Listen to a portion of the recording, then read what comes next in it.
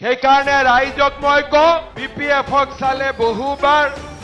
UPPL-ক চালে একবাৰ বিজেপিক চাওক এইবাৰ বিজেপিক ভোট দিয়ক আৰু আমি সবকে লৈ চলি কোনো বাহিৰত নাযায় সবকে লৈ 26টা জনগোষ্ঠী আৰু সকলোকে লৈ আমি চলি যাতে আমাৰ BTCত শান্তি হয় মানুহে দুখ কৰিব নালাগে আৰু সকলো ৰাইজে সকলো অধিকাৰ পাব পাৰে আজি মই মিটিঙত আহিছো মেননে মোক কৈছে যে স্যাৰ আপুনি কৈ যাওক 30খন ভিলেজ